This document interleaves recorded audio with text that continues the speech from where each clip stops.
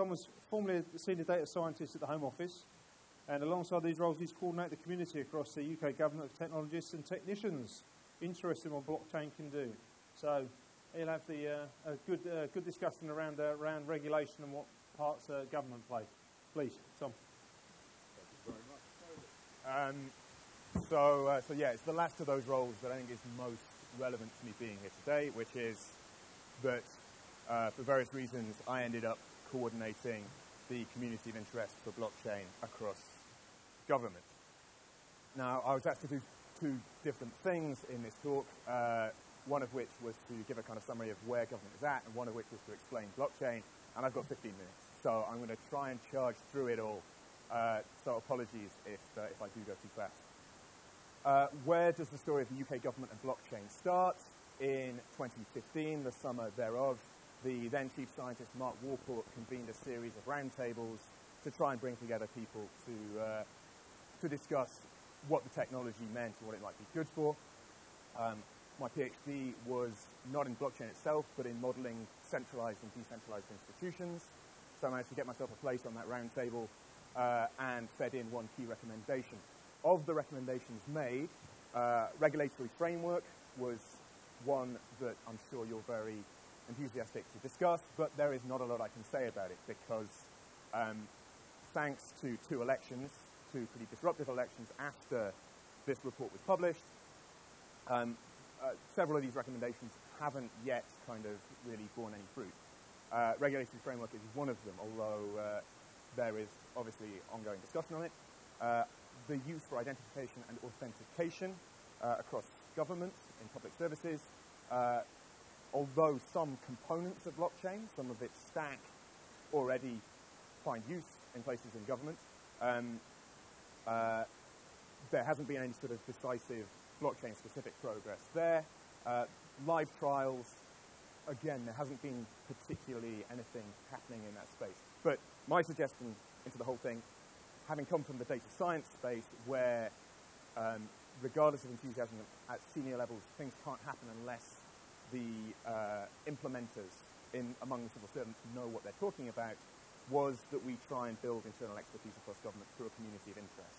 And that has been running since then, and we'll be meeting again next Tuesday with a couple of private sector and academic talks, followed by sort of mingling so that civil servants can absorb some greater understanding about what this technology means. Now, much more recently, in the last 2 months, Lord Holmes of Richmond published a report trying to stir up interest again in this area. I won't make any comments on that or what the response is within government because it's not public information.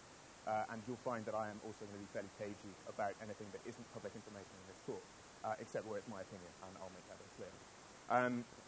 So there may yet be more movement on the UK government side in the coming year because of that report from Lord. What actual applications have we seen in the UK public sector of blockchain? So at the time that original report was published, the Government Digital Service was already trialling what they call canonical registers, which use one of the bits of blockchain in order to give a single version of the truth across multiple copies of a database. Won't go into more details than that. It's arguably not DLT in the full because it's only using one component, well, two components actually, but it's not achieving the same decentralization that DLT does. DWP at the time of Sir Mark Warport's report were running a proof of concept of distributing people's welfare payments direct to their mobile phones. The vendor for that claimed blockchain was part of the solution.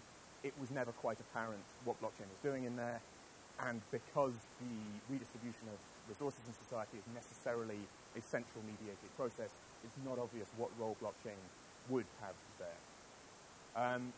What are DFID looking at in this space? So we have publicly announced, because we're very transparent in everything we do, research projects looking at the use of blockchain to keep track of humanitarian stockpiles, to ensure supply chains which are fair to everyone involved. And we've had some involvement with a World Food Programme initiative using blockchain for the distribution of cash transfers in refugee camps. And we also have a publicly commissioned piece of work on digital identity, which started off very focused on blockchain, because there's a lot of hype around blockchain being used for identity. As an aside, I've seen no supposed self-sovereign identity applications on the market which are what I would call self-sovereign identity. They're all federated identities stuck on a blockchain, which still involves lots of single points of failure. And then, besides DFID, in publicly sort of acknowledged space is the Cabinet Office, which has its digital government digital partnership, which uses a relationship with academia to do feasibility studies for various technologies, and they've started out there with blockchain, looking at its use for securing digital evidence in the criminal prosecution environment, in collaboration with the Ministry of Justice and the Home Office. And a prototype has been built there, and a report on the technical feasibility. The next sort of stage of work there is understanding the sort of organizational feasibility of something like that. Now, I also sat on the panel that allocated UK research money for blockchain research back in April last year, and some of the applications that we approved, so this is kind of moving away from government and towards the public sector generally in the UK. So Surrey University are doing some stuff, so this is all funded by RC UK. Surrey University are doing some work looking at voting and securing voting systems with blockchain. The National Archives are looking at securing digital records of government decisions and so forth using blockchain.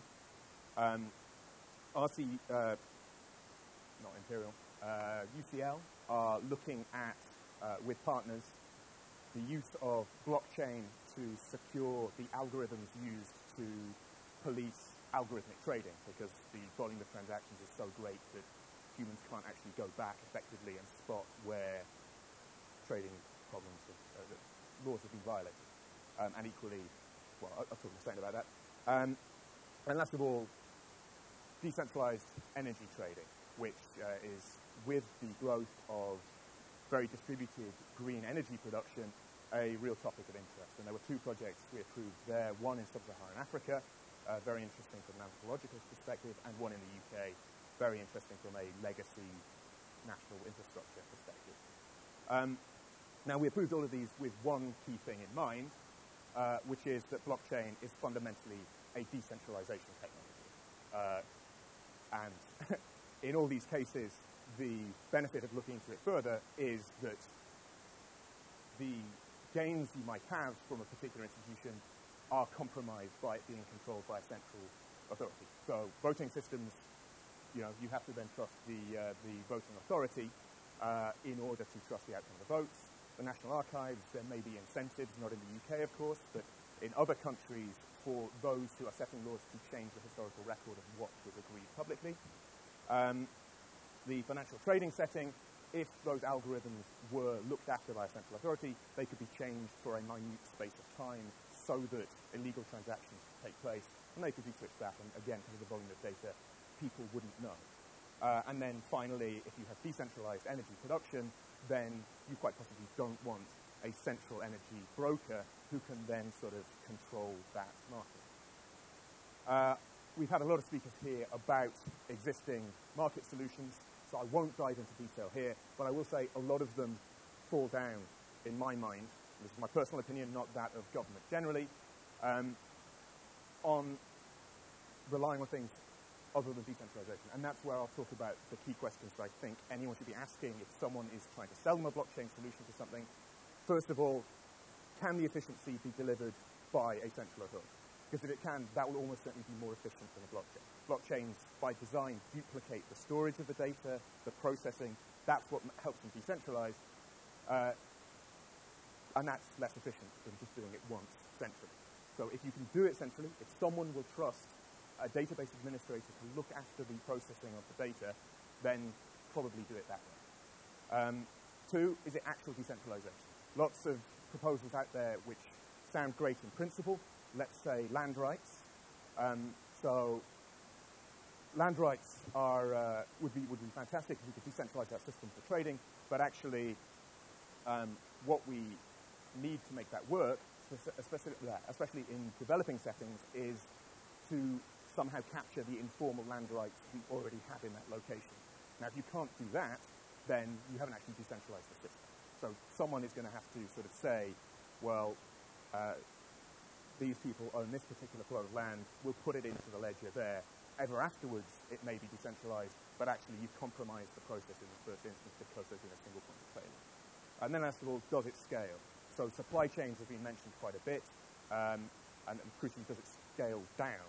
Does it work at a small scale as well as a large scale? And the problem with a lot of these supply chain proposals, as I see it, is that if you only have one small part of your global market that is keeping track of goods through a distributed ledger, then they can quite easily swap those physical goods, sell them on another market, and swap in ones which don't meet the same quality standards and attach it to the digital identity. So unless you have a way to attach the digital record in the ledger to the physical asset, it's not going to work unless it's applied already over the whole market.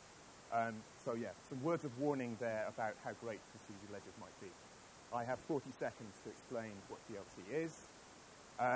The analogies I try to use is it's a 3 sort of component stack. Again, the ultimate aim is decentralization, so you need to decentralize 3 different things. First of all, keeping track of the identities of the people who are involved in the generation of data. Secondly, preventing whoever submits the data into the record from taking control. And finally, stopping one person controlling the history of the data from swapping in false transactions. I've got 7 seconds, so I can't go into my possibly terrible analogies of dice, fingerprints, and soup for how these 3 different components work. But I would stress, despite what people were saying before about not needing to understand the technology, because the technology is fundamentally about decentralization and trust, if you're asking people to trust in the technology without understanding how it's working, then you haven't decentralized the trust. Ultimately, they're relying on trusting some authority figure to tell them whether something is truly blockchain and whether it's truly removing the possibility of corruption of a single central act. Anyway, bit of a charge through there, and I guess we can have questions in the panel discussion later if anyone wants to follow up on anything.